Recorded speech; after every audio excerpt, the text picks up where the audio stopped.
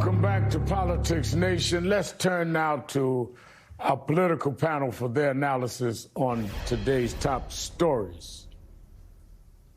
We're joined by Doug Jones, the former Democratic senator from the state of Alabama, and Michael Steele, former chairman of the RNC and an MSNBC political analyst. Michael, let's start with you, with the mounting questions over Florida Governor Ron DeSantis' preparedness for Hurricane Ian and whether he gave the hardest hit areas in his state enough notice to evacuate. His opponent for governor, Charlie Crist, spoke to these concerns on MSNBC a few hours ago. Take a listen. In fact, he actually had a gap where he went to a football game on Friday before the storm, wasn't heard of for almost 20 hours. Some of the most critical time, which within which you could, warn citizens about the storm, warn, citizens that were in the cone of Ian, and start talking about evacuating. Now, Governor DeSantis, Michael, has been quite hands-on when it comes to moving migrants across the country to prove a political point. Shouldn't he be showing the same dedication towards saving lives ahead of a hurricane?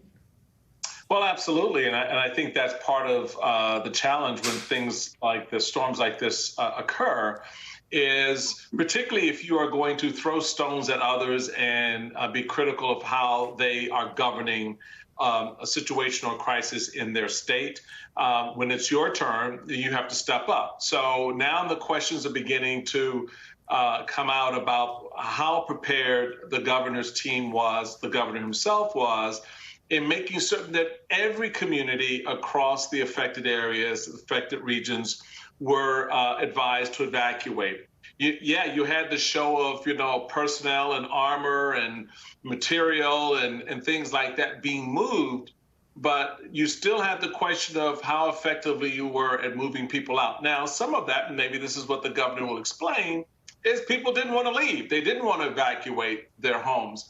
But even in those situations, you have to have in place emergency personnel who are prepared to move in because folks who say, I want to stay, that tune changes very quickly when they look out the window on the second floor and see the water just outside the window.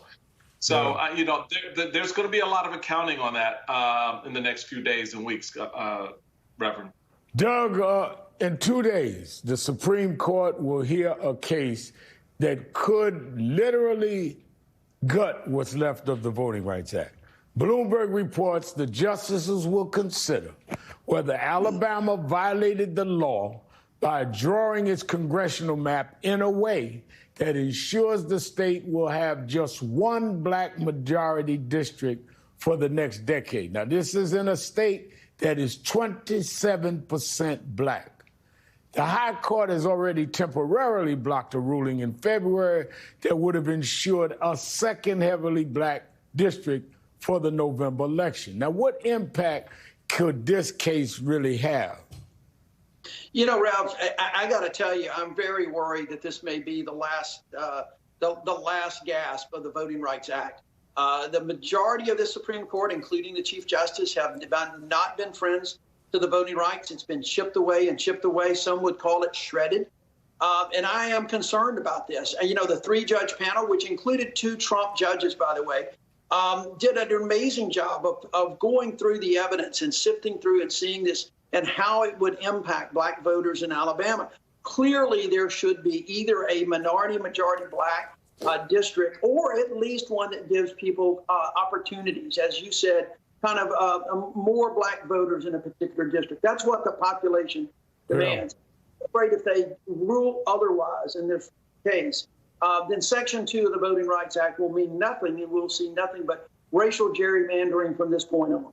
And I don't understand why there's not more being said about this, why there's no outrage about this. I'm like screaming by myself. The oral arguments are Tuesday. I mean, this is upon us. It's Tuesday morning. Let me stick with you on another point. Donald Trump held a rally in suburban Detroit last night.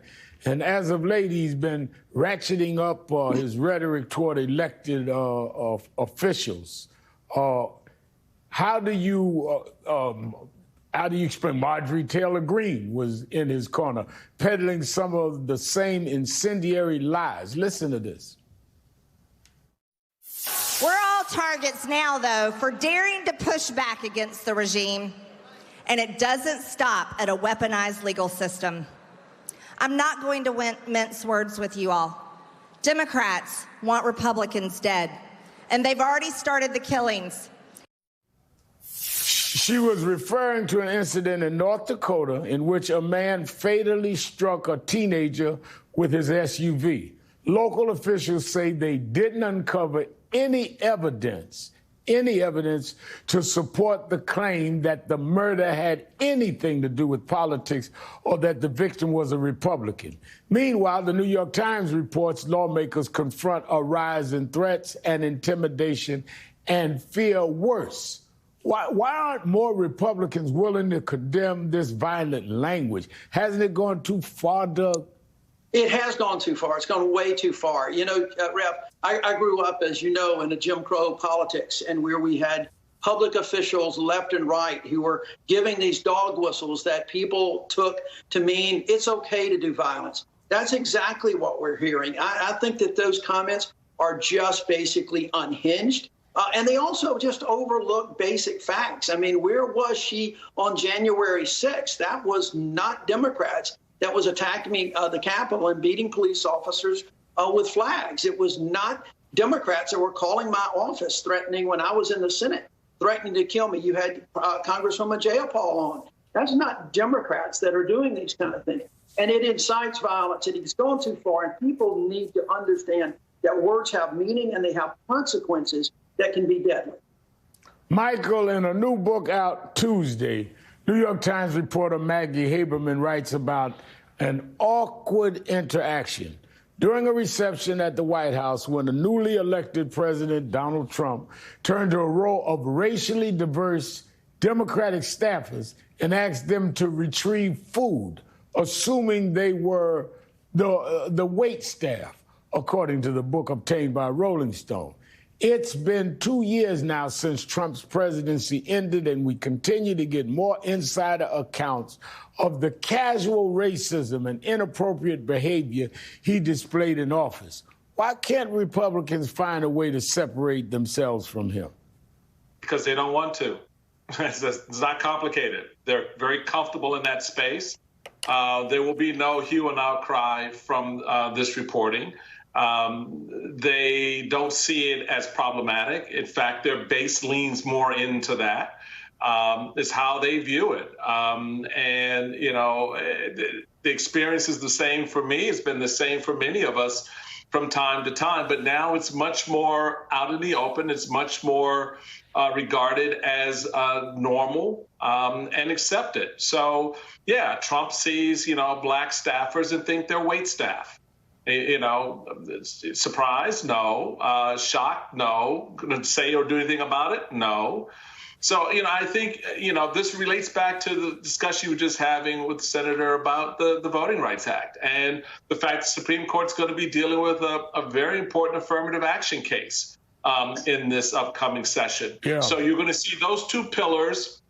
There were once supported very strongly by the Republican Party, taken out by the Republican majority on the court without a little bit, no more of a peep, not even a peep from Republicans inside the party. And these are Trump judges. And I might just add for the record that you know this, Michael Steele, but many of our viewers may not. Affirmative action started under Richard Nixon, written by a black undersecretary of labor. And affirmative action was not considered a radical proposal at all. And that's the facts. You certainly in the rewrite of history have forgotten Arthur Fletcher, who was Undersecretary of Labor and wrote affirmative action under Richard Nixon. Doug Jones and Michael Steele, thank you both for being